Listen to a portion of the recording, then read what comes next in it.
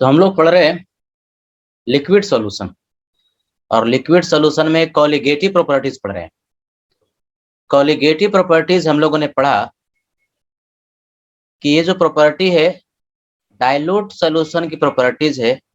और dilute solution कैसा? एक ऐसा डाइल्यूट सॉल्यूशन जिसमें कि small quantity non volatile solute का पाया जाता है।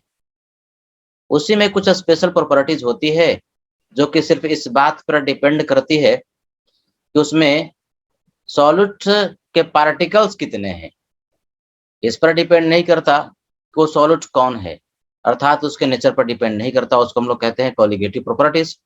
4 तरह का होता है कि नहीं? Relative lowering of vapour pressure, जिसको हम लोग शॉर्ट फॉर्म में RLVP कहते हैं। Elevation in boiling point, depression in freezing point and osmotic pressure. Last class में पहला वाला प्रॉपर्टी पढ़ रहे थे RLVP। जल्दी से 1 मिनट में उसको हम लोग रिवाइज कर लेते हैं। RLVP, relative lowering of vapour pressure. Relative lowering of vapour pressure यानी कि कोई एक सॉल्वेंट है, उसमें नॉन वोलेटाइल सॉल्यूट ऐड करते हो तो रिजल्टिंग सॉल्यूशन का वेपर प्रेशर प्योर सॉल्वेंट के वेपर प्रेशर से कम हो जाता है। तो उसके लिए 2-3 फार्मूला आया, उसको याद कर लेना है। क्या भाई? तो P नॉट है ना minus PS divide by P not, इसको कहते हैं RLVP। इसी को हम लोग RLVP कहते हैं, relative lowering of vapour pressure, जहां पर कि P नॉट जो है वेपर प्रेशर प्योर लिक्विड का है और PS जो है वेपर प्रेशर सॉल्यूशन का है। Relative lowering of vapour pressure mole fraction of solute के बराबर होता है। एक तो फार्मूला ये कब यूज करोगे? तब इस्तेमाल करेंगे जबकि क्वेश्चन में RLVP पूछ दिया या मोल फ्रैक्शन सॉल्यूट का या सॉल्वेंट का पूछ दिया। एक और फार्मूला था P naught minus PS and divide by PS। थोड़ा सा फर्क है ना, ऊपर में P नॉट है ये वाला में, इसमें PS है। ये X2 के बराबर नहीं होता है, ये N2 अपॉन N1 के बराबर होता है। ये N क्या? Number of mole. 2 का मतलब सॉल्यूट का और 1 का मतलब सॉल्वेंट का। तो दूसरा फार्मूला ये था। ये दूसरा वाला फार्मूला कब इस्तेमाल करेंगे?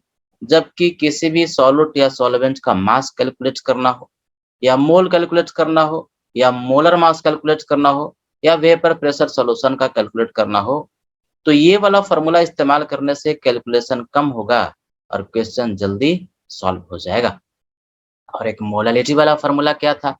तो P naught minus PS divide by PS, it is equal to molality multiplied by molar mass solvent का M1। M का मतलब मोलर मास, 1 का मतलब सॉल्वेंट के लिए, एंड डिवाइड बाई 1000। तो ये 3 फार्मूला हम लोगों ने यूज किया हुआ है relative lowering of vapour pressure के क्वेश्चन को करने के लिए। तो चलो इसको हम लोगों ने बढ़िया से पढ़ लिया। इसी में 2 न्यूमेरिकल लास्ट क्लास में किए थे, कुछ और न्यूमेरिकल से समझते हैं। Question number 3,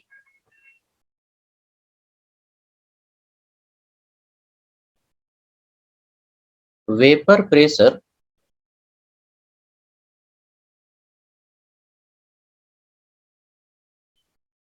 of an aqueous solution of glucose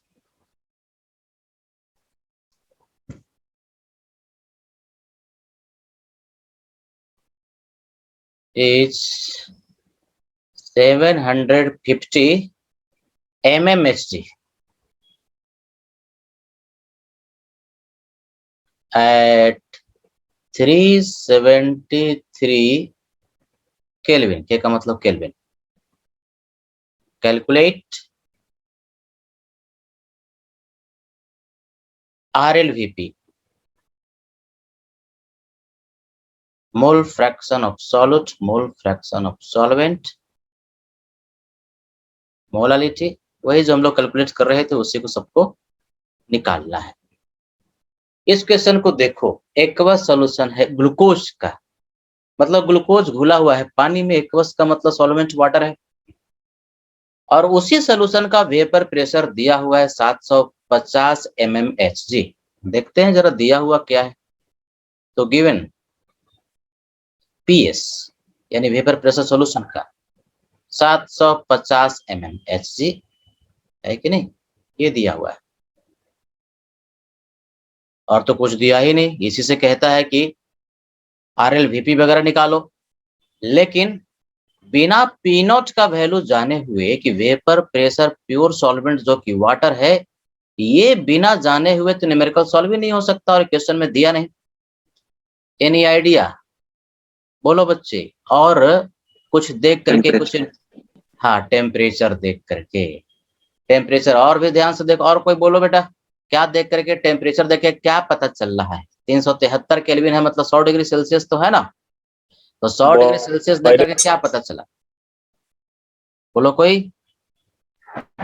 boiling point sir, boiling point है सर वाटर का। वाटर का बॉइलिंग पॉइंट है, और बॉइलिंग पॉइंट वह टेम्परेचर होता है जहां पर कि वेपर प्रेशर 1 एटमॉस्फेयर के बराबर हो जाता है। और पानी का तुमको पता है कि पानी का बॉइलिंग पॉइंट 100 डिग्री सेल्सियस है, और 100 डिग्री सेल्सियस पर बॉइलिंग पॉइंट को हम लोग नॉर्मल बॉइलिंग पॉइंट कहते हैं। और नॉर्मल बॉइलिंग पॉइंट पर बाहर का प्रेशर कितना होता है? 1 एटमॉस्फेयर। पीछे में सिखाया था, वो सब याद रखना है। यानी बेसिकली कभी भी यही सूत्र है, ये जो 373 केल्विन दे देना, और एक्वस सॉल्यूशन मतलब सॉल्वेंट वाटर है, तो इसी को देखना है कि जो टेम्परेचर है वो 100 डिग्री सेल्सियस है, और 100 डिग्री सेल्सियस जो है ना, ये नॉर्मल बॉइलिंग पॉइंट है, NBP, नॉर्मल बॉइलिंग पॉइंट किसका? वाटर का, जो कि प्योर सॉल्वेंट है। ये समझ में आ गया तो काम हो गया। तो 100 degree Celsius normal boiling point है, और नॉर्मल बॉइलिंग पॉइंट का मतलब प्रेशर जो होता है 1 एटमॉस्फेयर होता है कि नहीं? 1 एटमॉस्फेयर। यानी बेसिकली जहां पर कि लिक्विड का वेपर प्रेशर 1 एटमॉस्फेयर के बराबर हो जाए, और जो प्योर सॉल्वेंट हमारे पास वाटर है, वाटर के लिए दिया, यानी इस टेम्परेचर पर पी नॉट का वैल्यू, प्योर सॉल्वेंट जो कि वाटर है, उसका वेपर प्रेशर 1 एटमॉस्फेयर का मतलब mmHg में 760 होगा, 760 mmHg। तो पी नॉट इक्वल टू 760। बहुत सारे क्वेश्चन में ऐसे ही लिख देता, और एक्वा सॉल्यूशन है और 100 डिग्री सेल्सियस टेम्परेचर दिया है ना, तो पी नॉट तुमको नहीं देगा। ये याद कर लेना है कि पी नॉट का वैल्यू 1 एटमॉस्फेयर यानी कि वाटर का वेपर प्रेशर 760 mmHg, कहो या mmHg कहो, दोनों बात सेम होता है। अब तो काम फिर तो ये तो पुराना वाला क्वेश्चन ही तुम्हारा हो गया, इजी हो गया। RLVP के लिए अब हमारे पास फॉर्मूले है बच्चे। क्या फॉर्मूला है? तो ऊपर में P naught minus PS divide by PS, यही तो फॉर्मूला है। सॉरी, P नॉट नीचे में, तो P नॉट का value 760 minus 750 divide by 760, that is equal to 10/760, 1/76, 1/76। RLVP आ गया। अब मैं फिर से रिवाइज करवाता हूँ कि RLVP जो होता है ना, वही मोल फ्रैक्शन सॉल्यूट का कहलाता है, इसलिए मोल फ्रैक्शन सॉल्यूट के बराबर होता है।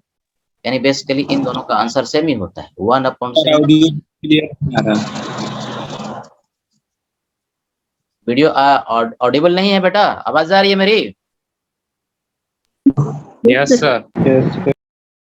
अच्छा हाँ, तो फिर उसको प्रॉब्लम होगी कि उसका जो है नेटवर्क थोड़ा सा वीक होगा, क्योंकि अगर मेरा नेटवर्क होता तो सबको जो है ना आवाज नहीं जा रही होती। सबको आवाज जा रही है और किसी इंडिविजुअल को नहीं जा रहा है, इसका मतलब है ना। वाह, तुम लोग सब तो समझ ही गया।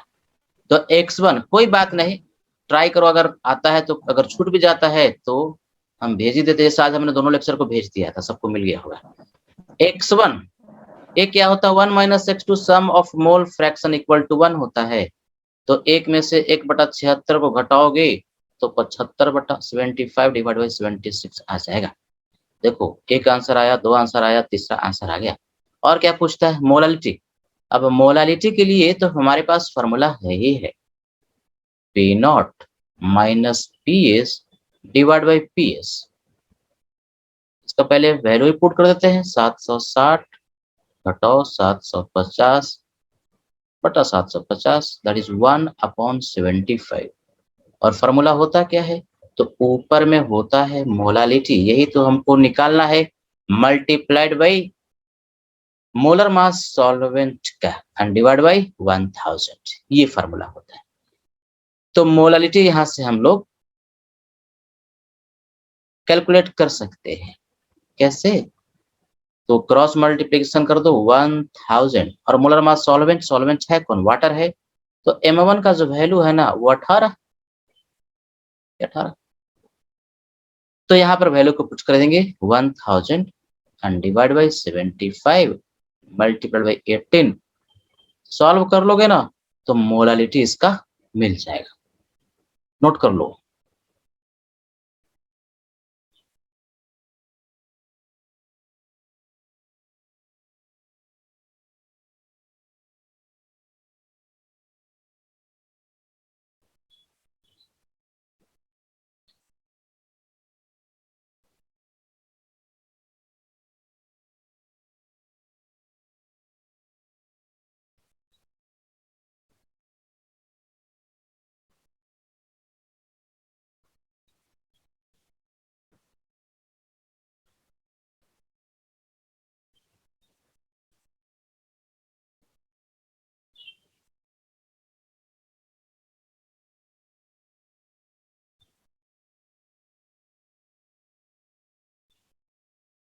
हो गया सर।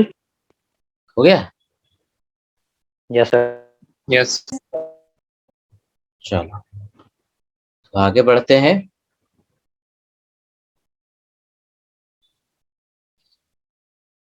एक और क्वेश्चन करते हैं और इसमें मैं आप लोगों से पूछूंगा, आप लोग मुझे बताओगे, जो बताओगे वही यहाँ पर हम लिखेंगे, यानी कि सॉल्यूशन आप लोगों को बनाना है इस क्वेश्चन का। Question number 4,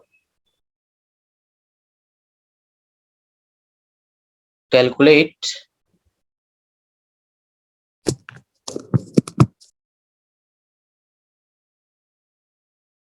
vapour pressure of 1 molal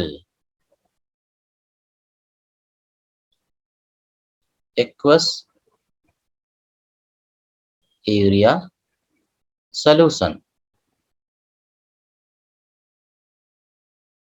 at 100 degree Celsius. बताओ यहाँ पर कौन सा फार्मूला लगेगा? पहला वाला जो डिराइव किया था वो वाला कि दूसरा वाला फार्मूला PS जिसमें नीचे था, कौन सा लगेगा? Second वाला sir. सेकंड वाला। सेकेंड वाला। हालांकि पहला वाला से भी होगा, लेकिन पहला वाला में कैलकुलेशन ज्यादा होगा, दूसरा वाला में कैलकुलेशन कम है। और चूंकि मोलालिटी की बात कर रहा है तो मोलालिटी वाला वो एक और जो मोलालिटी वाला फार्मूला था वो लगा देंगे तो डायरेक्ट आंसर आ जाए, है कि नहीं? तो या तो दूसरा वाला फार्मूला लगा दो या तो तीसरा वाला फार्मूला। अब चूंकि मोलालिटी दिया है कि 1 मोलल के बराबर है, तो मोलालिटी वाला जो फार्मूला है दिमाग में आया कि मोलालिटी है और वेपर प्रेशर सॉल्यूशन का है, तो एक फार्मूला था P0 minus PS and divide by PS। दूसरा फार्मूला में भी यही था, तीसरा में भी यही था, लेकिन हमें मोलालिटी चूंकि दिया हुआ है तो मोलालिटी वाला जो फार्मूला था वो लिख लेते हैं। Molality multiplied by molar mass solvent का, जो कि अभी थोड़ी देर पहले भी इस फार्मूला को लिखा था, एंड डिवाइड बाई 1000, है कि नहीं? तो मोलालिटी एक दिया हुआ है, मोलर मास सॉल्वेंट वाटर है वो भी पता 18 होता है। PS पूछता है लेकिन P0 का वैल्यू हमको पता नहीं है। बोलो बच्चों P0 का वैल्यू क्या होगा? 760 mm for HCl. 760 mm. समझ में आ गया ना? वाह, बहुत बढ़िया। ये 100 डिग्री सेल्सियस कह दिया ना, यही तो पकड़ना है। इसी को घुमा घुमा के लिखता है, कभी 100 डिग्री सेल्सियस लिख देगा, कभी 373 केल्विन लिख देगा, दोनों बात सेम ही है। तो 100 degree Celsius basically normal boiling point है वाटर का, जो कि हमारे पास सॉल्वेंट है। तो जैसे नॉर्मल बॉइलिंग पॉइंट कह दिया कि वेपर प्रेशर यानी कि P0 का वैल्यू हमको पता चल गया, 1 एटमॉस्फेयर यानी कि 760 mmHg। सबको दिखाई पड़ रहा है? सब तक आवाज पहुंच रही है क्या? Yes, sir. ठीक है, अब तो ये क्वेश्चन फिर हो गया बेटा। पी नॉट का वैल्यू 760, पीएस हमको नहीं पता, ये तो निकालना है, एंड डिवाइड बाई पीएस।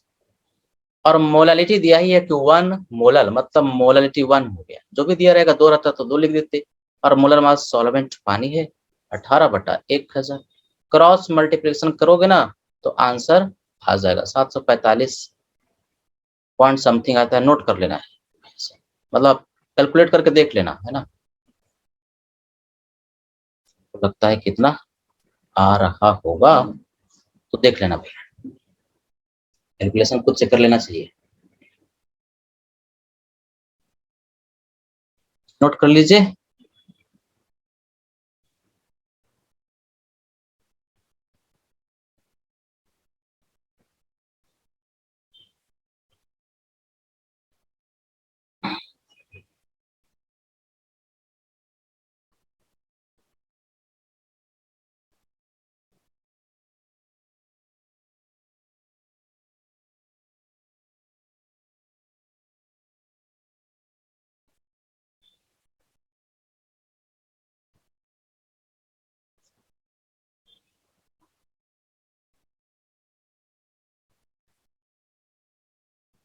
किया कोई कैलकुलेशन? यस सर, भैया। यही आ रहा है ना? Yes, sir. हाँ ठीक है, फिर तो आगे चले, नोट कर लिया बेटा सब? Yes, sir. ठीक है, तो चलो नेक्स्ट क्वेश्चन लेते हैं। Question number 5, calculate RLVP, relative lowering of vapor pressure of 10% weight by weight aqueous solution of urea. Urea का मॉलिक्यूलर वेट दे दिया 60, ऐसे यूरिया का बहुत बार सिखाया भी है। कहता है कि 10% weight by weight aqueous solution urea का RLVP, मतलब relative lowering of vapour pressure. Question बहुत छोटा है और कुछ भी नहीं दिया, कोई इंफॉर्मेशन नहीं दिया, लेकिन कंसंट्रेशन टर्म में दिया 10% वेट बाय वेट। अब आपको पता है क्वेश्चन करने का तरीका होता है ना कि RLVP होता क्या है। तो RLVP relative lowering of vapour pressure का एक तो formula P0 minus PS divide by P0 है। अब चूंकि क्वेश्चन में वेपर प्रेशर किसी का नहीं दिया, ना तो प्योर सॉल्वेंट का दिया ना तो सॉल्यूशन का दिया, तो RLVP उस फॉर्मूले से तो नहीं आएगा। लेकिन हमको ये भी पता है कि RLVP mole fraction of solute के बराबर होता है, और सॉल्यूट के बारे में जानकारी दिया हुआ है कि 10% वेट बाय वेट है। तो 10% वेट बाय वेट से यदि हम सॉल्यूट का मोल फ्रैक्शन कैलकुलेट कर पाए तो वही आंसर हो जाएगा, है कि नहीं? बेसिक कॉन्सेप्ट पर है, यानी basically RLVP mole fraction of solute के बराबर होगा। मतलब क्या? ऊपर में नंबर ऑफ मोल सॉल्यूट का, नीचे में सॉल्यूट का भी और सॉल्वेंट का भी, यही तो होता है। अब यहीं से कंसंट्रेशन टर्म को बढ़िया से पढ़ने आना चाहिए। जिसको पढ़ने आता है या इंटर कन्वर्जन आता है वो कर लेगा। यानी बेसिकली इस 10% बाय वेट जो है, इसको हमको कन्वर्ट करना है इंटर कन्वर्जन, जिसमें सिखाया था कि इसमें मोल फ्रैक्शन ऑफ सॉल्यूट में, इसमें हमको कन्वर्ट करना है, यही तो x2 है ना? तो कैसे कन्वर्ट करें? सीधे सीधे पढ़ के ही कन्वर्जन हो जाता है। यह बताया था कि इंटर कन्वर्जन के लिए जिसमें वो कंसंट्रेशन टर्म डिफाइंड है उतना अमाउंट ले लो, काम हो जाता है। पहले हिंदी में कोई हमको बता सकता है कि 10% वेट बाय वेट क्या क्या मतलब है? 10% 100 यूरिया ग्राम सॉल्यूशन में सब 100 ग्राम ऑफ वाटर सॉल्यूट पर वाह, ये तो सब कोई बता रहा है। वाह, बहुत बढ़िया। यानी कि बेसिक जो है आपको सबको पता है। कहाँ है ये सब बच्चा है? पुरुषोत्तम कुमार, कौन है बेटा? पुरुषोत्तम कुमार, यस सर। बोलो तो क्या होता है? 10 moles, 10 gram of हाँ solute in present in 100 gram of solution. बहुत बढ़िया। हाँ, तो किसी दूसरा से थोड़ी ना पूछ के, अपने से कॉन्फिडेंट होना चाहिए। बढ़िया से पढ़ेगा तब होगा, है कि नहीं? पीछे से बैकअप नहीं चाहिए कि पीछे से कोई बोले और तुमको एकदम 100 कॉन्फिडेंस होना। हिंदी में ही बताना ना, हम तो हिंदी में ही बता रहे हैं। समझना तो हिंदी में। 100 ग्राम सॉल्यूशन लेगा ना, तो उसमें से 10 ग्राम किसका होता है? सॉल्यूट का होता है कि नहीं? इतना तो आसान सा चीज है, यानी पढ़ के ही हो जाता है। तो क्या करेंगे? ले लेंगे 1/31. हाँ, टेक 100, कुछ बच्चा सॉल्व भी कर लिया। Take 100 gram of solution. तो जैसे ही 100 ग्राम सॉल्यूशन हमने लिया कि बाय डेफिनेशन हमको सॉल्यूट का मास मिल गया, मास ऑफ सॉल्यूट। इसका कंसंट्रेशन टर्म छूट गया था, बाद में वीडियो देखा होगा, लेकिन अगर नहीं देखा है तो फिर से देखते जाओ। Mass of solute by definition 10 ग्राम हुआ। तो सॉल्यूट का मास आ गया, तो सॉल्यूट का मोल भी मिल गया लगे हाथ। N2 है क्या? नंबर ऑफ मोल किसका? सॉल्यूट का। कैसे निकालते हो? जितना मास है, मोलर मास 60 है, डिवाइड कर दिया तो 1/6 आ गया। नंबर ऑफ मोल सॉल्यूट का ऊपर वाला मिल गया। अब यहाँ से मास सॉल्यूशन का पता है, तो मास हमको सॉल्वेंट का भी मिल गया बेटा। सॉल्वेंट का मास कैसे निकालोगे? 100 ग्राम सॉल्यूशन है, 10 ग्राम सॉल्यूट है, तो 90 ग्राम होगा। 100 में से 10 को घटा दो, सॉल्वेंट। तो नंबर ऑफ मोल सॉल्वेंट का मिल गया। 90 को हमने मास ग्राम में लिख करके और डिवाइड करते हैं मोलर मास से। सॉल्वेंट है कौन? एक्वस सॉल्यूशन का मतलब सॉल्वेंट वाटर है, और वाटर का मोलर मास 18 होता है। ये सॉल्वेंट है ना, एकदम कॉन्फिडेंस होना चाहिए। एक्वस सॉल्यूशन कह दिया तो सॉल्वेंट है वाटर, वाटर का मोलर मास 18 होता है, तो 18 × 90 हो गया, मिल गया। और क्या? नंबर ऑफ मोल सॉल्यूट का 1/6, सॉल्यूट का 1/6 और सॉल्वेंट का 5। तो ये कितना हो गया? 6 × 30 और 31, 1/31 आया सबका ये आंसर? हाँ, बहुत Yes, sir. बढ़िया। Yes, यही sir. आंसर हो गया बेटा, नोट कर लो। तो इंटर कन्वर्जन आपको बढ़िया से आना चाहिए। अभी 1-2 क्वेश्चन और लेंगे जिसमें कि अब आता ही रहेगा। इंटर कन्वर्जन जिसको बढ़िया से आता है, कोलिगेटिव प्रॉपर्टी बढ़िया सब चीज हो जाता है।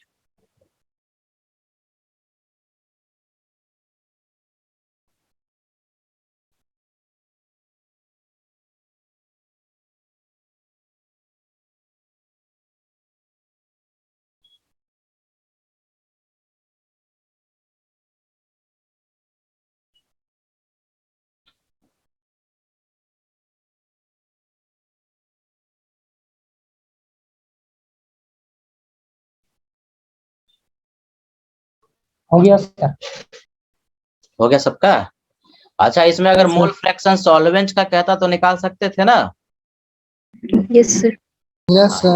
एक में से इसको माइनस कर देता तो 30/31 हो जाता है। चलो फिर आगे बढ़ते हैं, अगला क्वेश्चन लेते हैं। Question number 6।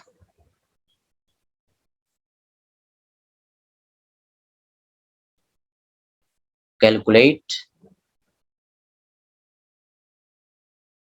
X2 मतलब मोल फ्रैक्शन सॉल्यूट का, X1 मोल फ्रैक्शन सॉल्वेंट का, RLVP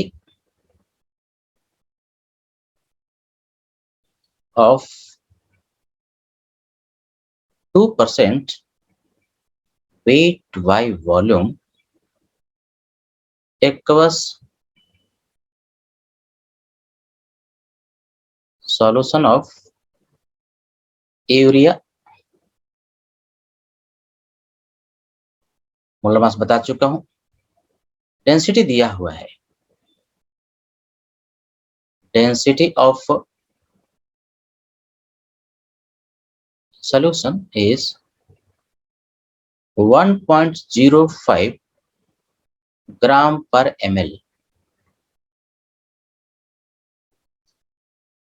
अब ये भी क्वेश्चन बिल्कुल उसी के जैसा है, बस कंसंट्रेशन टर्म जो है वो चेंज कर दिया है। इस बार concentration term percentage weight by volume में दिया, इसके पहले वाला परसेंटेज वेट बाय वेट। कोई बात नहीं, जिसको पढ़ने आता है पढ़ के ही हो जाता है। ये 2% वेट बाय वॉल्यूम, ये लिखा हुआ जो है ना, इसको जो पढ़ लिया समझ लो कि उसको न्यूमेरिकल हो जाएगा। जरा देखिए कौन बता सकता है। अच्छा, निर्भय कुमार है बेटा, निर्भय कुमार यस सर। बोलो तो जरा 2% वेट बाई वॉल्यूम हिंदी में या अंग्रेजी में बताओ क्या मतलब हुआ इसका। सर 2 ग्राम सॉल्यूट का 100% 100 ml में हाँ, 100 ml क्या 100 ml सोल्यूशन। solution में। वाह, बहुत यस बढ़िया। सर। ठीक है, ठीक है। और जरा देखते हैं कौन बता सकता है। Shivam Kumar 86 roll number. Yes sir. बोलो बेटा क्या होता है। Yes sir. 2 ग्राम 100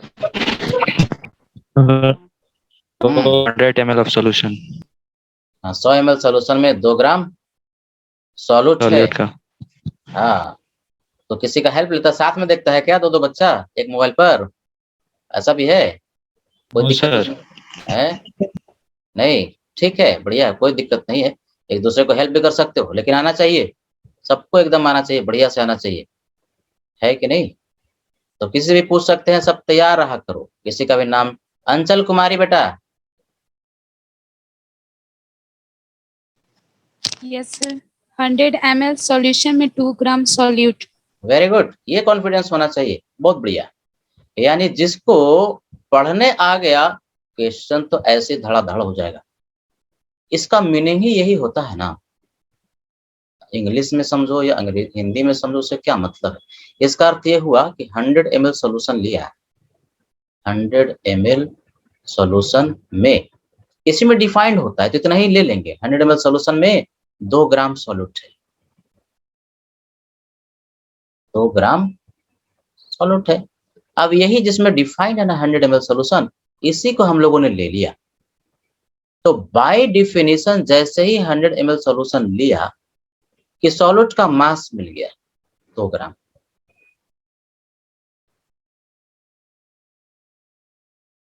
ये 2 ग्राम मिल गया। अब सॉल्यूट का मास मिल गया तो नंबर ऑफ मोल भी मिल गया। सॉल्यूट के मोल को N2 कह रहे हैं। क्या करेंगे, 2 को डिवाइड कर देंगे किससे, जो यूरिया का मोलर मास है 60, पढ़ते पढ़ते अब तो याद हो गया कि 60 होता है, यानी बेसिकली 1/30 मोल सॉल्यूट का प्रेजेंट है। अब 100 ml सॉल्यूशन है, हमको तो नंबर ऑफ मोल सॉल्वेंट का भी चाहिए मोल फ्रैक्शन के लिए, तो वॉल्यूम सॉल्यूशन का दिया हुआ है, ये सॉल्यूशन का वॉल्यूम और डेंसिटी भी सॉल्यूशन का है। तो हमारे पास मास जो पहले मिलेगा ना, सॉल्यूट का तो दिया ही हुआ है, सॉल्यूशन का मिल जाएगा। किस फार्मूले से, सबको याद रहना चाहिए, वॉल्यूम गुने डेंसिटी। किसका वॉल्यूम, जिसका मास, सॉल्यूशन का मास, तो वॉल्यूम भी सॉल्यूशन का ही 100 ml दिया तो है ml में, और डेंसिटी 1.05 ग्राम पर ml। तो ml ml कैंसिल हो करके ना ये 105 ग्राम सॉल्यूशन का है। अब 105 ग्राम सॉल्यूशन का है तो मास सॉल्वेंट का मिल गया। सॉल्वेंट के मास कैसे निकालोगे, सॉल्यूशन के मास में से 105 ग्राम था, सॉल्यूट का मास 2 ग्राम घटा दिया तो 103 ग्राम हो गया। मास निकालने का क्या फायदा है, सॉल्वेंट का हमको नंबर ऑफ मोल मिल गया सॉल्वेंट का, जिसको N1 से लिखते हैं 103 N/18। सर ये बार 18 से क्यों डिवाइड कर रहे हैं, सॉल्वेंट एक्वा सॉल्यूशन का मतलब सॉल्वेंट हमारे पास वाटर, तो वाटर का मोलर मास ये होगा। अब क्वेश्चन देखते हैं क्या क्या पूछा। पहले तो पूछा RLVP, तो RLVP कहो या मोल फ्रैक्शन सॉल्यूट का कहो, दोनों में कोई फर्क नहीं है। तो मोल फ्रैक्शन क्या, नंबर ऑफ मोल सॉल्यूट का ऊपर में, नीचे में सॉल्यूट का भी और सॉल्वेंट का भी।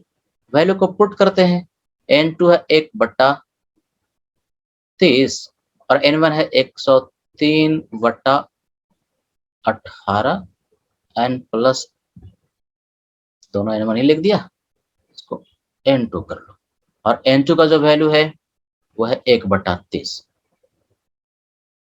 क्या करेंगे, इसको सॉल्व कर लेंगे एलसीएम वगैरह लेकर के, और सॉल्व करके आंसर हमारे पास मिल जाएगा। x1 का वैल्यू अब तो आसान हो गया, 1 - x2, तो RLVP भी आ गया, x2 भी आ गया, x1 भी आ गया, सब आ गया, नोट कर लो। सर RLVP 3/518 आएगा। कैलकुलेट कर लिया। यस सर भैया। यस हाँ, सर। हाँ, इसको आना चाहिए, सबको आना चाहिए। ये जो इसको है ना सॉल्व करने आना चाहिए। नीचे एलसीएम लेना 18 और 30 का, या तो 18 गुने 30 ही लिख दो। 30 में 103 से गुना कर दो प्लस 18 कर दो, और ऊपर में 1/30 30 को कैंसिल कर देना, रेशियो लेना, आंसर आ जाएगा। ये तो मेरे हिसाब से लगता है सबको आता है, हमें बताने की जरूरत नहीं है। अब ऐसा थोड़ी हमको बताना पड़ेगा, ऐसे बताएंगे तो फिर टफ टफ कॉन्सेप्ट कैसे समझोगे? ये सब तो चौथा पचमा में पढ़ना रहता है।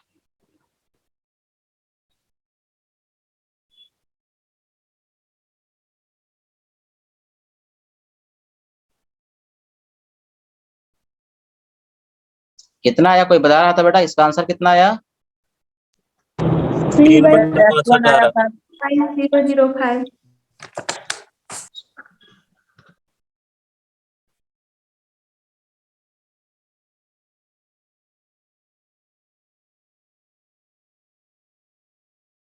ठीक है, इसको नोट कर लीजिए।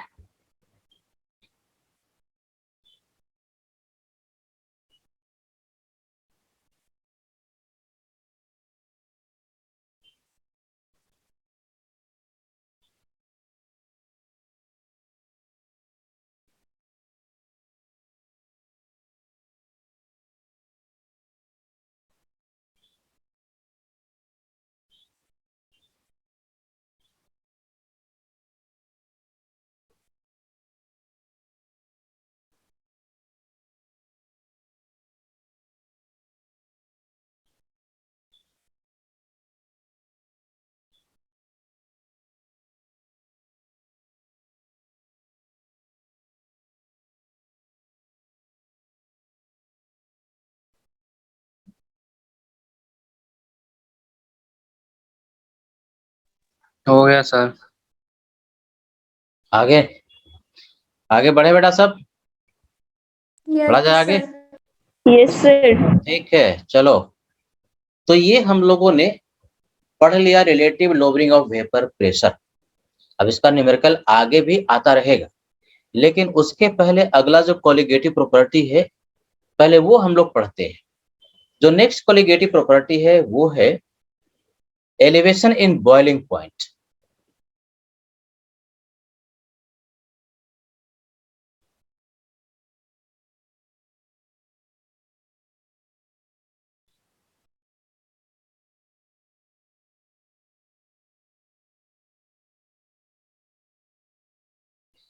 एलिवेशन का मतलब होता है बढ़ जाना, बॉइलिंग पॉइंट का इंक्रीज हो जाना, इसी को कह रहे एलिवेशन इन बॉइलिंग पॉइंट। पहले जो मैं यहाँ पर लिख रहा हूं उसको साथ में कॉपी कर लो।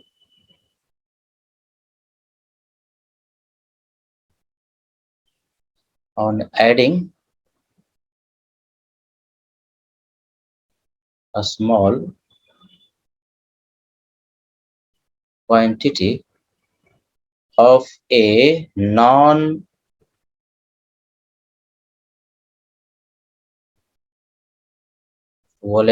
solute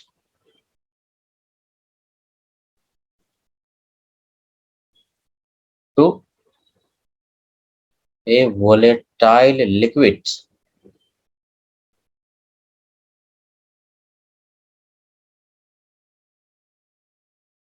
boiling point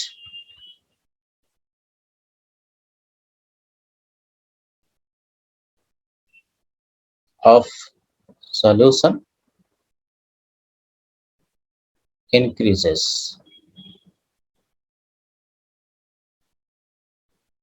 देखो क्या कहता है, कहता यह है कि कोई भी एक लिक्विड है जो कि नॉर्मली वोलेटाइल ही होता है, वेपर बनता है उसका, तो उसमें यदि हम स्मॉल क्वांटिटी नॉन वोलेटाइल का मतलब क्या? जिसका वेपर नहीं बनता, नॉर्मली सॉलिड ही डाला जाता है, सॉलिड जो होता है नॉन वोलेटाइल होता है। तो कोई एक नॉन वोलेटाइल सॉल्यूट है और स्मॉल क्वांटिटी एक लिक्विड में हमने ऐड कर दिया, तो अब जो सॉल्यूशन बनेगा उसका जो बॉइलिंग पॉइंट होगा, प्योर जो लिक्विड था उसके बॉइलिंग पॉइंट से ज्यादा होगा। सर ये कैसे? तो देखो ध्यान से सुनो। जैसे हमारे पास कोई एक लिक्विड था, उसका कुछ वेपर प्रेशर रहा होगा, तो उसी टेम्परेचर पर यदि हम नॉन वोलेटाइल सॉल्यूट डालते हैं, तो तो अब जो सॉल्यूशन है उसका वेपर प्रेशर घटता है कि बढ़ता है, सब बताओ। नॉन वोलेटाइल सॉल्यूट डालने पर वेपर प्रेशर जो हम लोग पढ़े, घटता है घटता है ना। वेपर प्रेशर क्या होता है? घटता। पक्की बात, वेपर प्रेशर घटता है, ये तो हम लोग पढ़े ही। रिलेटिव लॉबिंग और वेपर प्रेशर वही पढ़ रहे थे कि वेपर प्रेशर घट जाता है। तो बॉइलिंग पॉइंट क्या होता है? जैसे कोई एक लिक्विड है, उसका नॉर्मल बॉइलिंग पॉइंट, जैसे पानी ही है, तो पानी का नॉर्मल बॉइलिंग पॉइंट क्या होता है? 100 डिग्री सेल्सियस। तो 100 डिग्री सेल्सियस प्योर वाटर का बॉइलिंग पॉइंट था, और उस 100 डिग्री सेल्सियस पर वेपर प्रेशर 1 एटमॉस्फेयर हो जा रहा था। लेकिन अब जो है vapour pressure 1 atmosphere 100 degree Celsius पर नहीं होगा, बल्कि 1 एटमॉस्फेयर से कम हो जाएगा। नॉन वोलेटाइल सॉल्यूट डालेंगे तो वेपर प्रेशर सॉल्यूशन का घटेगा, कम हो जाएगा। लेकिन बाहर का प्रेशर तो सेम ही है, 1 एटमॉस्फेयर। तो बाहर के प्रेशर तक वेपर प्रेशर लाने के लिए हमको ज्यादा टेम्परेचर की रिक्वायरमेंट होगी। पहले 100 ही डिग्री चाहिए था, लेकिन चूंकि बाहर का प्रेशर कांस्टेंट है 1 एटमॉस्फेयर और वेपर प्रेशर कम हो गया है, तो 1 एटमॉस्फेयर तक लाने के लिए हमको ज्यादा टेम्परेचर की रिक्वायरमेंट होती है, क्योंकि टेम्परेचर बढ़ाओगे तभी तो लिक्विड का वेपर प्रेशर क्या होगा? बढ़ेगा। यही कारण है कि नॉन वोलेटाइल सॉल्यूट जब ऐड करते हैं तो लिक्विड का, यानी अब जो सॉल्यूशन बना उसका वेपर प्रेशर कम हो गया, तो बाहर का प्रेशर 1 एटमॉस्फेयर तक लाने के लिए ज्यादा टेम्परेचर की रिक्वायरमेंट होती है। ज्यादा टेम्परेचर की रिक्वायरमेंट होती है मतलब क्या? बॉइलिंग पॉइंट उसका बढ़ जाता है। यही रीजन है। तो याद रखना है कि नॉन वोलेटाइल सॉल्यूट को ऐड करते हैं तो वेपर प्रेशर घटने के कारण बॉइलिंग जो टेम्परेचर है अब सॉल्यूशन का बढ़ जाता है। उसी को कहते हैं एलिवेशन इन बॉइलिंग पॉइंट, जिसको कि एक डायग्राम से समझते हैं। एक बच्चा मैसेज किया है, क्या किया है? डिक्रीज। अच्छा लिखा है, ठीक है, वेरी गुड। डिक्रीज। अब यहाँ पर देखोगे डायग्राम से, हम लोग पीछे में जो पढ़े थे ना उसको फिर से रिवाइज करते हैं। एक ग्राफ बनाए थे जिसमें कि हम लोगों ने पढ़ा था कि यदि हम y एक्सिस पर वेपर प्रेशर को पुट करें और x एक्सिस पर टेम्परेचर को पुट करते हैं, है ना, तो ग्राफ का लिक्विड के vapour pressure as a function of temperature का जो ग्राफ होता है वो कुछ इस तरह से होता है। ये हम लोग पढ़े थे शुरुआत में ही, पहला या दूसरा क्लास में शायद हम लोगों ने पढ़ा होगा, या तीसरा चौथा जो भी है पढ़े थे उसमें। सबको याद है कि नहीं याद है? ये ग्राफ याद है? Vapour pressure Yes, sir. Very good. Yes sir. अब ये जो ग्राफ है, अगर ध्यान से देखो, अगर मैं कह दूं कि इसका बॉइलिंग पॉइंट बताओ, तो वेपर प्रेशर होना चाहिए, नॉर्मल बॉइलिंग पॉइंट नॉर्मली ही लिख लेते हैं, तो 1 एटमॉस्फेयर, ऐसे लिख दिया 1 एटमॉस्फेयर। तो 1 एटमॉस्फेयर के बराबर जिस टेम्परेचर पर वेपर प्रेशर 1 एटमॉस्फेयर हो जाएगा ना, उसको बोलते हैं नॉर्मल बॉइलिंग पॉइंट। तो ये वाला टेम्परेचर नॉर्मल बॉइलिंग पॉइंट होगा। लेकिन अब सॉल्यूशन है, सॉल्यूशन को जब आपने नॉन वोलेटाइल सॉल्यूट को डाल करके बनाया, तो उसी टेम्परेचर पर, गिवन टेम्परेचर पर, देखो ये टेम्परेचर अगर कह दो कि ये है, तो गिवन टेम्परेचर पर मान लो कि ये जो है वो प्योर सॉल्वेंट था, ये प्योर सॉल्वेंट मान लो, दिस इज प्योर सॉल्वेंट, है ना, ये प्योर सॉल्वेंट है। तो बताओ उसी टेम्परेचर पर नॉन वोलेटाइल सॉल्यूट को डालेंगे तो वेपर प्रेशर प्योर सॉल्वेंट से सॉल्यूशन का ज्यादा होगा कि कम होगा? ऊपर होगा कि नीचे होगा? सब बोलो। नीचे। नीचे होगा, घट जाता है, घट जाता है ना, ये तो घट जाता है, ये वैल्यू तो घट जाता है, यानी गिवन टेम्परेचर पर वेपर प्रेशर घट जाता है, यानी ग्राफ का नेचर ऐसा ही होगा, सॉल्यूशन का भी। लेकिन या तो ऊपर होगा या तो नीचे होगा। तो गिवन टेम्परेचर पर नॉन वोलेटाइल सॉल्यूट को ऐड करने पर वेपर प्रेशर घट जाता है, तो घटाने के लिए तो हमको नीचे ले जाना पड़ेगा, यानी ग्राफ का नेचर कुछ ऐसे नीचे से गुजरेगा। तो नीचे से इसको हम लोग लेते हैं, कलर इसको हमने थोड़ा सा ये ले लिया। तो देखो एक और हमने ग्राफ बनाया,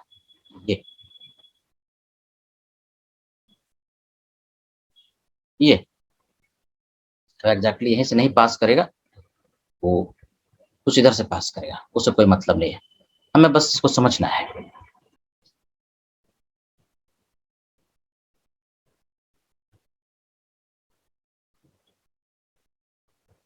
ऐसा, अब इसी को आगे बढ़ाते हैं। ये देखो, एक एटमॉस्फेयर ये था, आगे बढ़ा दिया, यहाँ कट कर रहा है, तो इसके करस्पॉन्डिंग जो अब टेम्परेचर होगा, ये नॉर्मल बॉइलिंग पॉइंट होगा सॉल्यूशन का।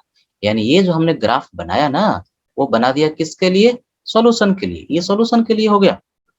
तो सॉल्यूशन का नॉर्मल बॉइलिंग पॉइंट ये है और प्योर सॉल्वेंट का नॉर्मल बॉइलिंग पॉइंट ये है, जिसको कि अब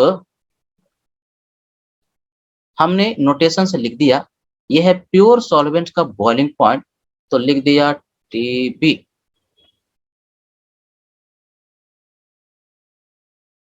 और इसको कह दिया टीबी नॉट। ये इतना पतला क्यों चल रहा है भाई? चलो रुको, ये लेते हैं।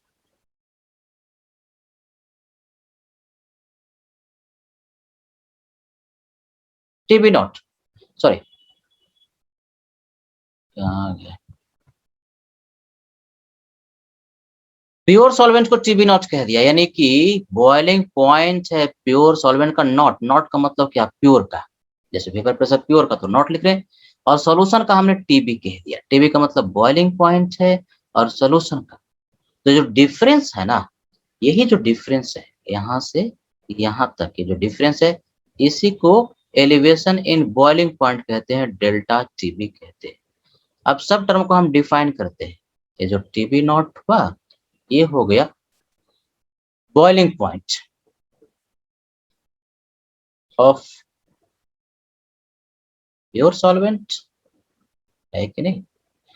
और टीबी जो हुआ, ये बॉइलिंग पॉइंट है किसका? सॉल्यूशन का।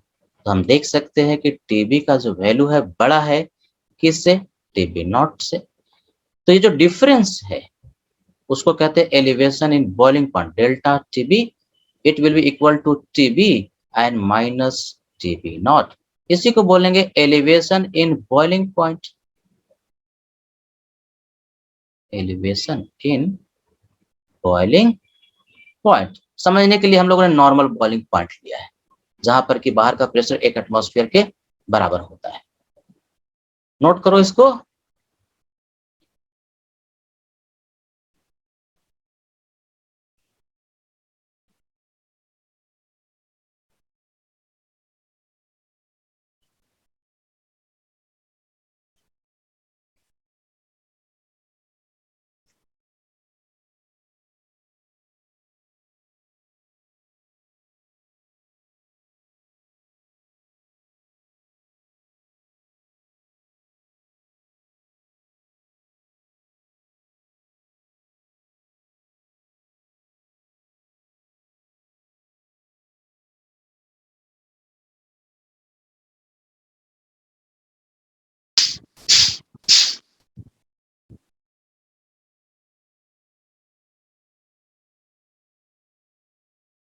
ये सब ऑटोमेटिकली कभी कभी कुछ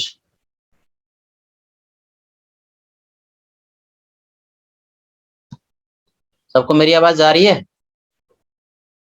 यस सर। अब ये बताओ कि पीछे वाला स्लाइड गायब हो गया कि था पड़ा हुआ है? क्योंकि यहाँ से मेरे पास तो दिख नहीं रहा था। गायब हो गया सर। गायब हो गया। गायब हो गया?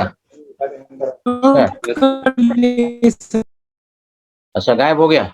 तो क्या इसको हम फिर से बता दें? क्योंकि लगता है कि बीच में थोड़ा डिस्कनेक्ट हो गया था। सर फिर से बता दीजिए, नोट नहीं कर पाए। यस, हाँ ठीक है। लॉग आउट तो हम करते ही नहीं है, एकदम बढ़िया है, वो चलते ही रहता है। तो चलो हम इसको फिर से डिफाइन करते हैं, चलो रिवीजन ही हो जाएगा, है ना? कोई दिक्कत तो नहीं है तुम लोग को ना फिर से बताने में? No sir. बहुत बढ़िया बेटा। चलो तो इसको हम लोग फिर से कर लेते हैं, कोई दिक्कत नहीं है। सबम्यूट कर लेना। पढ़ रहे एलिवेशन इन बॉइलिंग पॉइंट, है ना? एलिवेशन इन बॉइलिंग पॉइंट नजर आ रहा है सबको? Yes sir. यस ठीक सर। है। तो एलिवेशन इन बॉइलिंग पॉइंट हम लोगों ने ये समझा कि जब ऐड करते हैं, ये सब तो बता ही दिया था।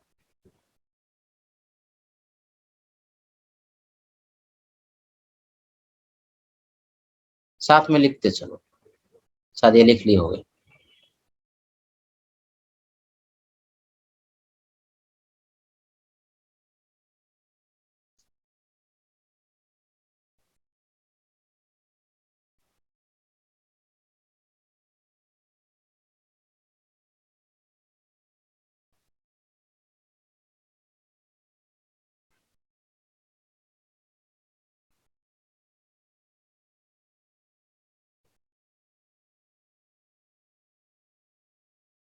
ये समझा दिया, बस लिख लेना था कि नॉन वोलेटाइल सॉल्यूट को यदि एक वोलेटाइल लिक्विड सॉल्वेंट में ऐड करते हो तो बॉइलिंग पॉइंट बढ़ जाता है। इस ग्राफ को फिर से समझना है, वही ग्राफिकली हम लोग समझ रहे थे। एक ग्राफ हम लोगों ने खींचा जिसमें कि y एक्सिस पर वेपर प्रेशर है और x एक्सिस पर टेम्परेचर है कि नहीं। तो ग्राफ का नेचर हम लोगों ने पढ़ा था कि कुछ इस तरह से था, सबको अगर याद होगा तो। अब हमने ये समझाया कि गिवन टेम्परेचर, मान लो यही टेम्परेचर है, कोई एक टेम्परेचर T कह दिया, तो अगर ये सॉल्वेंट का ग्राफ है तो सॉल्यूशन में जो वेपर प्रेशर होता है नॉन वोलेटाइल सॉल्यूट को ऐड करने पर घट जाता है। तो घट जाता है गिवन टेम्परेचर पर, ये वाला जो पॉइंट हो ऊपर नहीं बल्कि नीचे होगा, यानी ग्राफ का नेचर तो ऐसे ही होगा, लेकिन वो गुजरेगा नीचे से, ये हमने बताया। यानी ऊपर वाला जो है वो हो गया प्योर सॉल्वेंट के लिए, this is pure solvent, and ये जो हो गया वो सॉल्यूशन के लिए हो गया। अब बॉइलिंग पॉइंट हमने सिखाया था, समझाने के लिए नॉर्मल बॉइलिंग पॉइंट लेते हैं। नॉर्मल बॉइलिंग पॉइंट वह टेम्परेचर है जहां पर कि वेपर प्रेशर किसी भी लिक्विड का 1 एटमॉस्फेयर हो जाता है। तो मान लो कि यहाँ पर 1 एटमॉस्फेयर प्रेशर है, तो 1 एटमॉस्फेयर के करस्पॉन्डिंग जो टेम्परेचर होता है वही कहलाता है बॉइलिंग पॉइंट। यानी बेसिकली ये बॉइलिंग पॉइंट होगा। ये बॉइलिंग पॉइंट जो होगा वो होगा प्योर सॉल्वेंट का। तो प्योर सॉल्वेंट के बॉइलिंग पॉइंट के लिए हमने TB, T का मतलब टेम्परेचर, B का मतलब बॉइलिंग पॉइंट नॉट लिख दिया प्योर के लिए, और यही 1 एटमॉस्फेयर को आगे बढ़ाया सॉल्यूशन के लिए जहां पर कट करेगा। तो इसके करस्पॉन्डिंग जो टेम्परेचर हुआ वो सॉल्यूशन का बॉइलिंग पॉइंट कहा जाएगा, TB। तो हम देख सकते हैं कि जो TB का जो वैल्यू है बॉइलिंग पॉइंट सॉल्यूशन का, वो बड़ा है प्योर सॉल्वेंट के बॉइलिंग पॉइंट से, यानी बॉइलिंग पॉइंट सॉल्यूशन का बढ़ जाता है। तो जो डिफरेंस है ना, ये जो डिफरेंस हुआ डेल्टा टीबी, कैसे डेल्टा टीबी लिखोगे? तो बॉइलिंग पॉइंट सॉल्यूशन का माइनस प्योर सॉल्वेंट का बॉइलिंग पॉइंट, इसी को एलिवेशन इन बॉइलिंग पॉइंट कहते हैं।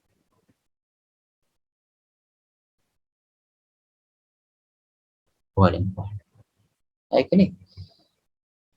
तो इसको नोट कर लो, जहां पर हमने डिफाइन कर दिया है टीबी जो है ये बॉइलिंग पॉइंट है सॉल्यूशन का, और टीबी नॉट का मतलब प्योर का, ये बॉइलिंग पॉइंट है प्योर सॉल्वेंट का।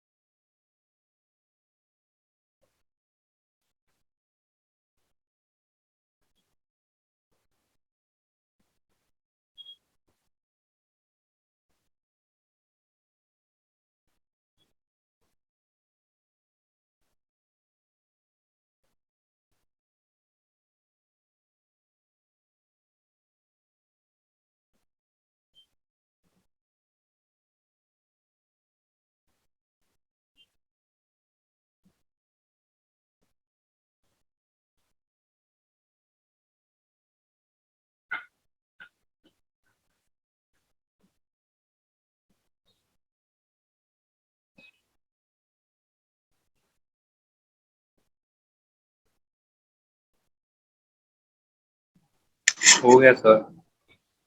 सबका हो गया? Yes, sir. Yes, sir. ठीक है। अब जरा देखो, एक्सपेरिमेंटली देखा ये गया और इसका एक बहुत बड़ा डेरिवेशन भी है थर्मोडायनेमिक्स से, कि ये जो एलिवेशन इन बॉइलिंग पॉइंट है डेल्टा टीपी, जिसको हम एलिवेशन बॉइलिंग पॉइंट कह रहे हैं, this is directly proportional to molality. This delta TB is directly proportional to molality of solution.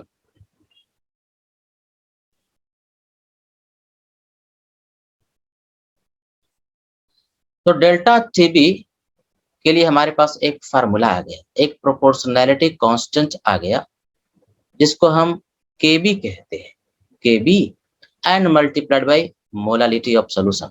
This formula is very important.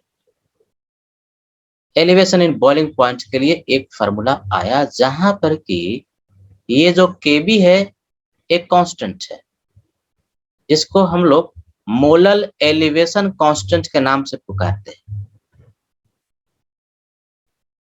Molal elevation constant of solvent, मतलब solvent के लिए होता है, सॉल्यूट के लिए नहीं। यानी कोई एक सॉल्वेंट फिक्स हो गया, जैसे कह दूं मैं कि वाटर है, तो वाटर के लिए केबी का वैल्यू फिक्स होगा, है कि नहीं। तो एक कांस्टेंट है जो कि सिर्फ सॉल्वेंट पर डिपेंड करता है, उस सॉल्वेंट में कौन सा सॉल्यूट है उस पर डिपेंड नहीं करता। और मोललिटी आपको पता है। तो अगर हम यूनिट की बात करेंगे, यूनिट केबी का, इसको एक और नाम से पुकारते हैं, मोलर एलिवेशन कांस्टेंट तो कहते ही कहते हैं, इसको इबिलियोस्कोपिक कांस्टेंट भी कहते हैं, और इबिलियोस्कोपिक कांस्टेंट, दो नाम से पुकारते हैं। अब हम ये कह रहे हैं कि इसका यदि कोई यूनिट पूछ दे कि यूनिट जो होगा केबी का क्या होगा, तो यहीं से देख करके हम लोग बता सकते हैं इसका यूनिट, है कि नहीं। ये डेल्टा टीबी है, तो डेल्टा टीबी का मतलब क्या, डिफरेंस इन टेम्परेचर। उसका जो यूनिट होगा क्या होगा, या तो डिग्री सेल्सियस होगा तो केल्विन होगा। डिफरेंस जो होता है वो हमेशा ही सेम होता है बच्चे। टेम्परेचर का डिफरेंस चाहे केल्विन में लो चाहे डिग्री सेल्सियस, हालांकि डिग्री सेल्सियस और केल्विन का एग्जैक्ट वैल्यू डिफरेंट होगा, लेकिन डिफरेंस जो होता है, जैसे मैं कह दूं कि 27 डिग्री सेल्सियस है और 28 डिग्री सेल्सियस हुआ, तो 1 डिग्री बढ़ा। 27 डिग्री का मतलब 300 केल्विन था, 28 डिग्री का मतलब 301 केल्विन हुआ, तो भी केल्विन में भी इंक्रीमेंट एक ही का हुआ।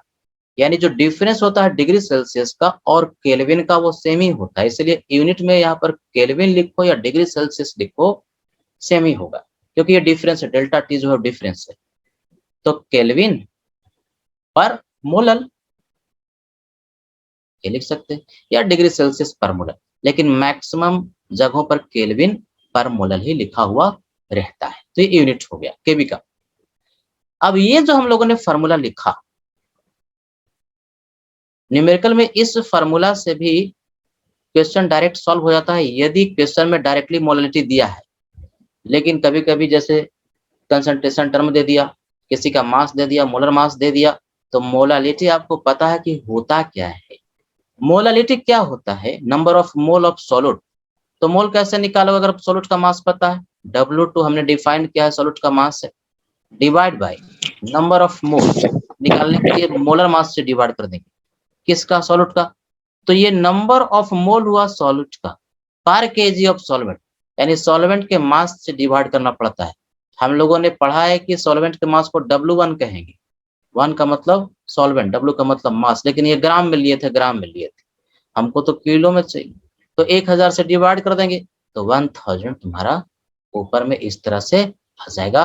तो एक और फार्मूला मास के रिस्पेक्ट में और मोलर मास के रिस्पेक्ट में आ गया। यानी बेसिकली आपको मोलालिटी निकालना है। इस फार्मूला को नहीं भी याद रखो तो कोई दिक्कत नहीं, आपको दी हुई इंफॉर्मेशन से मोलालिटी निकालने आता है, वैल्यू को पुट करेंगे, एलिवेशन इन बॉइलिंग पॉइंट आपको मिल जाएगा।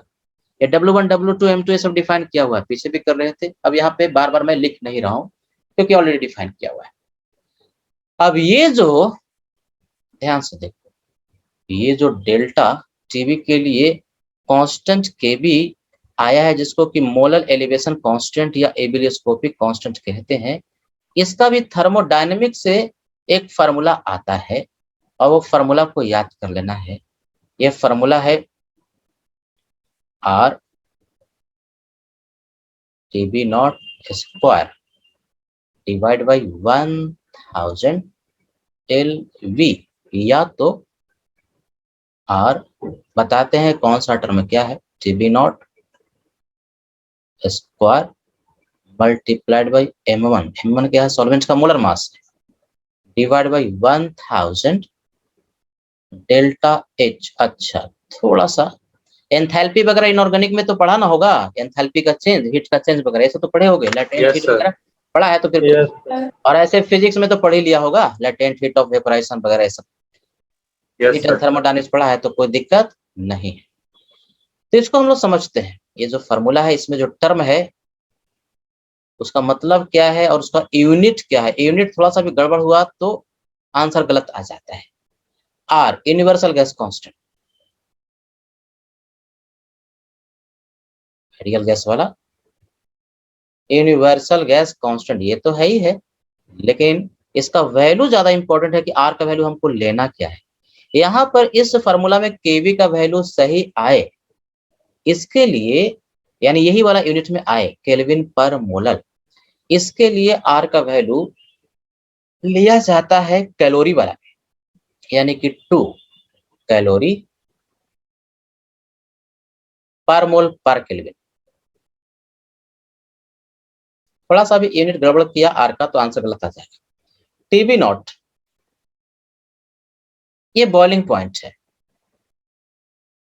Of pure solvent in kelvin.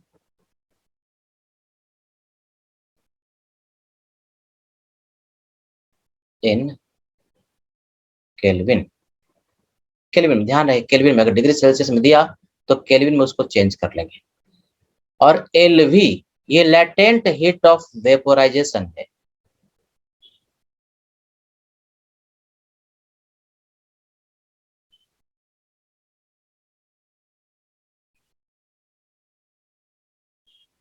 Latent heat of vaporisation किसका, सॉल्वेंट का।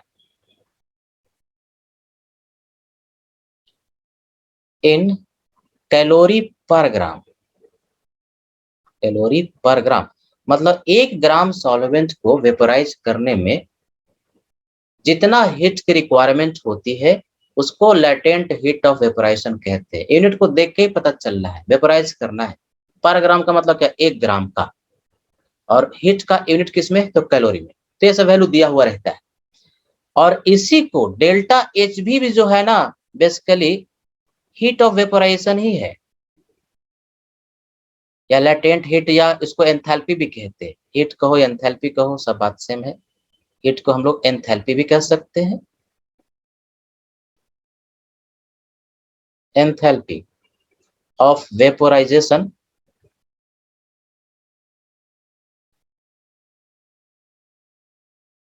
ऑफ सॉल्वेंट है, तो सॉल्वेंट का ही सब, सॉलिड का कुछ भी नहीं। केबी का वैल्यू सिर्फ सॉल्वेंट के लिए होता है। इन कैलोरी है तो कैलोरी में ही, लेकिन पर मोल, 1 मोल के हिसाब से। अब हम समझ सकते हैं, देखो यहाँ एलवी है, ये पर ग्राम के हिसाब से दिया है। लेटेंट हीट ऑफ वेपोराइजेशन, 1 ग्राम के लिए जो हीट का रिक्वायरमेंट होगा, 1 ग्राम प्योर सॉल्वेंट को वेपोराइज करने के लिए जो हीट का रिक्वायरमेंट है वो एलवी है। वही अगर पर मोल के हिसाब से हम लिखना चाहें तो पर मोल के हिसाब से लिखेंगे तो डेल्टा एच भी होगा। ये पर मोल के हिसाब से लिखा, लेकिन हमको तो पर ग्राम चाहिए। तो 1 मोल में कितना ग्राम होता है, मोलर मास के बराबर। तो ये पर मोल अगर डेल्टा एच भी है, इसके मोलर मास से डिवाइड कर देंगे सॉल्वेंट के, तो ये भी पर ग्राम हो जाएगा। यानी LV it is equal to delta H भी अगर दिया है पर मोल में, तो उसके मोलर मास से डिवाइड करेंगे ना, तो वही हीट ऑफ वेपोराइजेशन पर ग्राम हो जाएगा। तो डिपेंड करता है कि पर ग्राम में दिया या पर मोल में दिया। पर मोल में दिया तो ये दूसरा वाला फार्मूला, और पर ग्राम में लेटेंट हीट ऑफ वेपोराइजेशन दिया तो पहला वाला फार्मूला इस्तेमाल करके केवी का वैल्यू। म्यूट कर लो साहब, इधर से आवाज आ रही है। रुको रुको, अभी हम इसको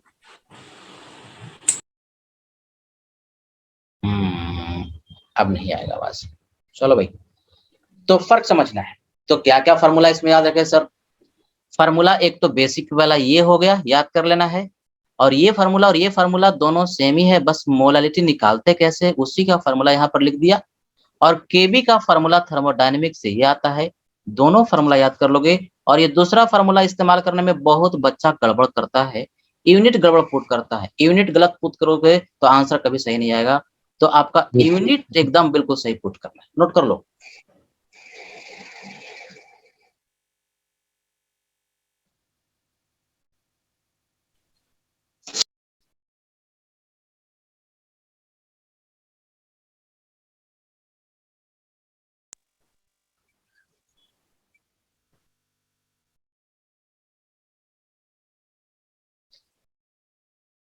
ये केबी वाले फार्मूला से आज तक किसी भी एंट्रेंस एग्जाम में क्वेश्चन नहीं पूछा गया। सिर्फ ये पूछा गया है कि जिसका बॉइलिंग पॉइंट ज्यादा होगा उसका केबी का वैल्यू ज्यादा, जिसका बॉइलिंग पॉइंट ज्यादा है और एलवी कंपेरेबल है तो जिसका बॉइलिंग पॉइंट ज्यादा होगा उसका केबी का वैल्यू ज्यादा होगा। इतना ही पूछा। फार्मूला पर आज तक किसी भी एंट्रेंस एग्जाम में चाहे एडवांस हो, जेई का या नीट हो या फिर जेई मेंस हो, किसी में नहीं पूछा। तो ये दोनों फार्मूला, पहला वाला दूसरा वाला बहुत इंपॉर्टेंट याद रखना है। नोट कर लिया बेटा? सर बोर्ड में? Yes sir. नहीं, बोर्ड में न्यूमेरिकल नहीं पूछेगा। अब चूंकि फार्मूला ये दिया हुआ है एनसीईआरटी में भी, तो ये फार्मूला पूछ सकता है,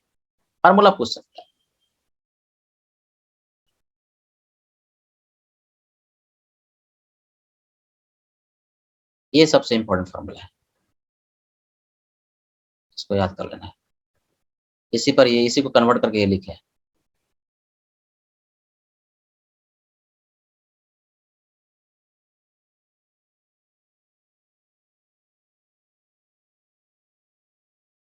और पूछेगा भी तो क्या है, वैल्यू तो पुट करना है यार। आप तो, तुमको तो आता ही है, पूछे या ना पूछे, आपको तो पूरी तैयारी के साथ जाना चाहिए।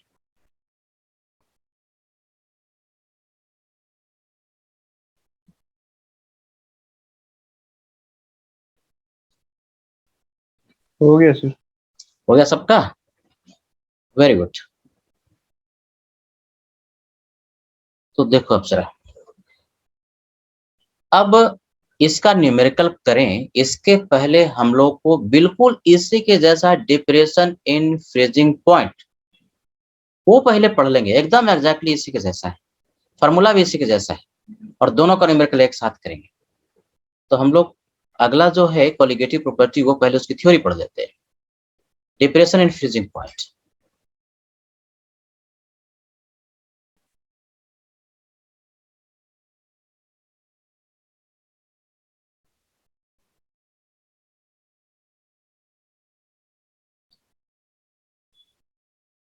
पहले फ्रीजिंग पॉइंट होता है, क्या होता है इसको नोट कर लो साथ में। शॉर्ट फॉर्म में एफपी हम लिख रहे हैं, मतलब फ्रीजिंग पॉइंट।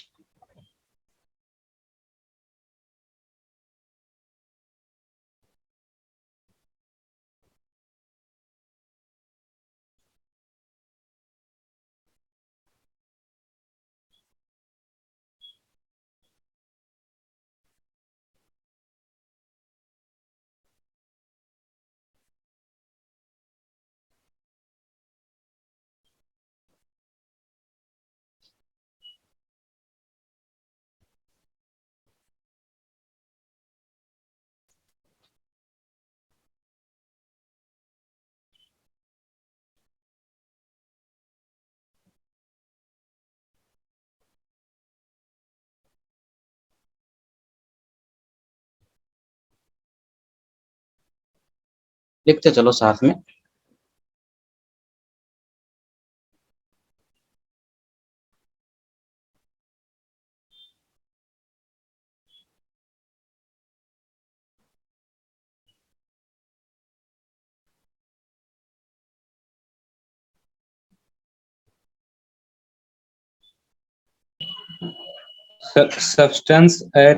सब्सटेंस आर के बाद क्या लिखे हैं? इक्विलिब्रियम। शॉर्ट फॉर्म लिखा EQM का मतलब इक्विलिब्रियम। ये भी देखो इक्विलिब्रियम, EQM मतलब इक्विलिब्रियम।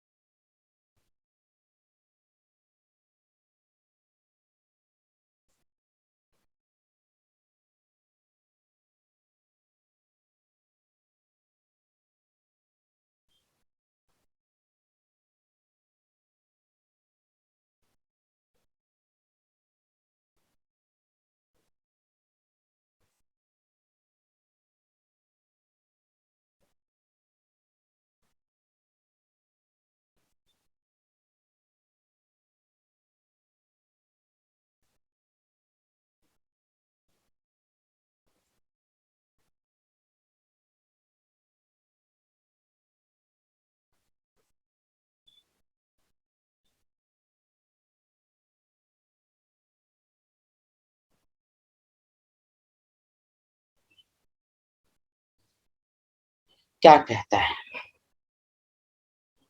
कहता ये है कि फ्रीजिंग पॉइंट वह टेम्परेचर है जहां पर के किसी भी वस्तु का लिक्विड और सॉलिड फेज इक्विलिब्रियम में होता है। जैसे अगर कोई कह दे कि वाटर का फ्रीजिंग पॉइंट कितना है, तो 0 डिग्री सेल्सियस है कि नहीं? वाटर फ्रीज कर जाता है, जंप जाता है 0 डिग्री सेल्सियस। तो 0 डिग्री सेल्सियस पर क्या होता है? 0 डिग्री सेल्सियस पर ना इक्विलिब्रियम है वाटर का सॉलिड फेज और लिक्विड फेज में। 0 डिग्री सेल्सियस पर हीट दोगे ना तो आइस से वाटर बनेगा, और हीट को निकालोगे तो वाटर से आइस बनेगा। यानी 0 डिग्री सेल्सियस पर ये जो हमारे पास वाटर है वो इक्विलिब्रियम में है अपने दोनों फेज के बीच में, लिक्विड और सॉलिड फेज के बीच में। यानी वह टेम्परेचर जहां पर कि किसी भी वस्तु का लिक्विड फेज और सॉलिड फेज आपस में इक्विलिब्रियम में रहता है, उसको हम लोग फ्रीजिंग पॉइंट के नाम से पुकारते हैं। पहली बात तो ये, मतलब मान लो कि कोई एक लिक्विड है, यहां देखोगे पहले लिक्विड है, उसी सब्सटेंस का सॉलिड फेज है, तो उसी लिक्विड में और सॉलिड उसी का सॉलिड फेज में इक्विलिब्रियम में होता है, उसको फ्रीजिंग पॉइंट कहते हैं। जैसे वाटर के लिए 0 डिग्री सेल्सियस, ये रिवर्सिबल का मतलब क्या? हीट दोगे तो सॉलिड से लिक्विड बनेगा, टेम्परेचर चेंज नहीं करेगा, 0 डिग्री ही रहेगा पानी के लिए। और यदि हीट निकालोगे तो लिक्विड से सॉलिड बनेगा, है कि नहीं?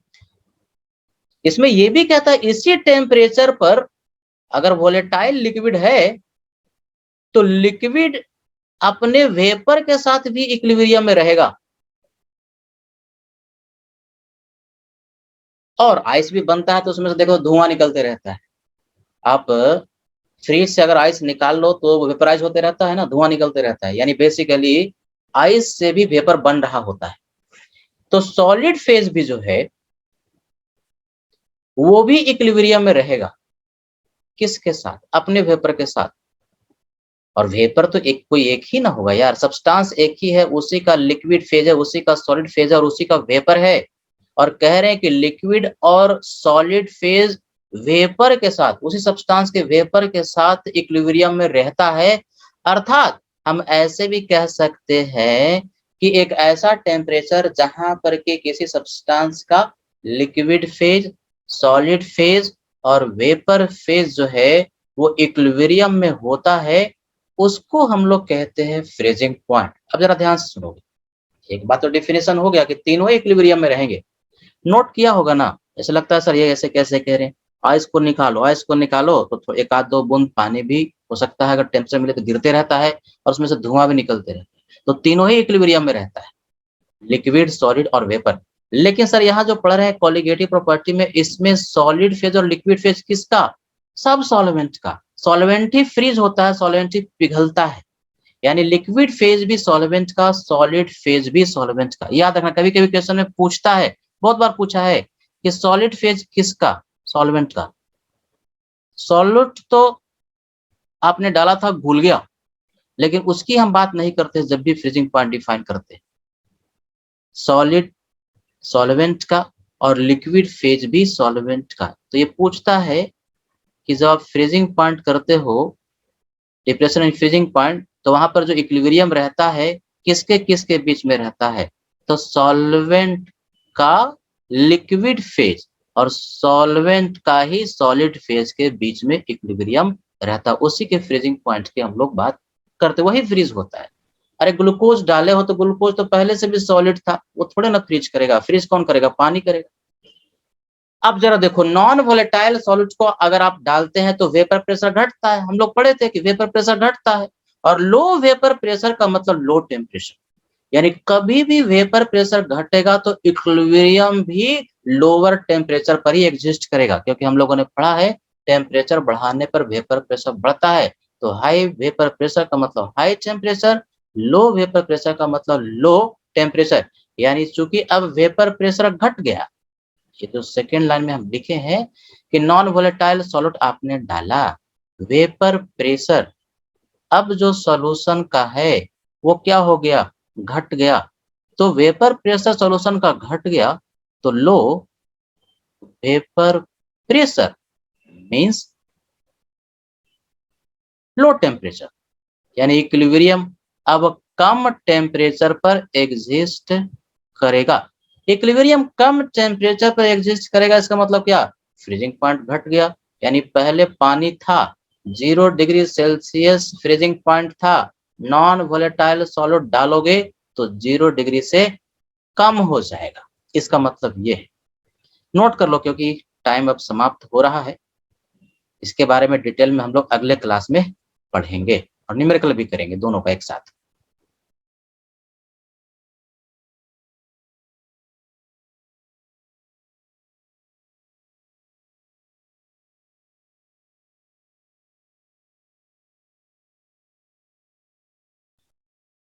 कहीं कहीं जैसे कश्मीर वगैरह लोग जाए और वहां टेम्परेचर -5 डिग्री सेल्सियस होगा तो पानी तो जम जाएगा।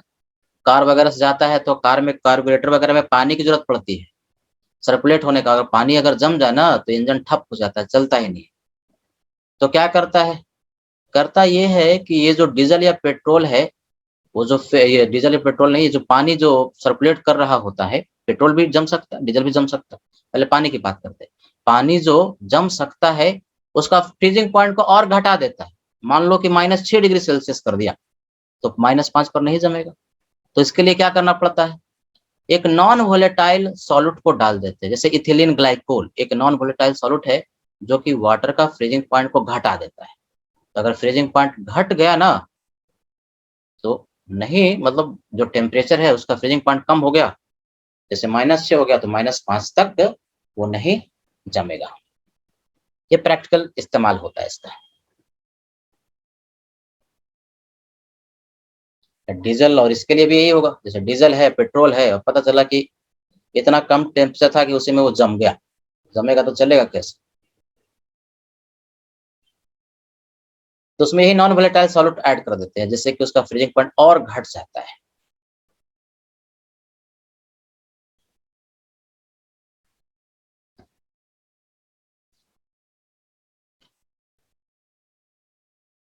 हो गया सर। हो गया सबका? Yes sir. Yes, sir. Yes sir. फटाफट एक आंसर दे करके बताओ, नॉन वोलेटाइल सॉल्यूट को एक वोलेटाइल लिक्विड में डालेंगे तो वेपर प्रेशर घटेगा कि बढ़ेगा? घटेगा। घटेगा। बॉइलिंग पॉइंट घटेगा कि बढ़ेगा? बढ़ेगा। एलिवेशन है, एलिवेशन में बॉइलिंग पॉइंट, डिप्रेशन और फ्रीजिंग पॉइंट घटेगा कि बढ़ेगा? डिप्रेशन का मतलब ही होता है घट जाना, नाम में आ चुका हुआ है डिप्रेशन, डिप्रेशन का मतलब घट जाना। ठीक है बेटा, इसको हम लोग कंटिन्यू करेंगे अगले क्लास में। कल की क्लास 5 बजे है, रजनीश सर की जो क्लास लगी थी वो एक्सचेंज हम लोग किए थे, तो कल हमारी क्लास जो होगी वो 5 बजे होगी। आज के लिए इतना ही, thank you very much. Thank you sir. Thank you sir. Thank you sir. Thank you.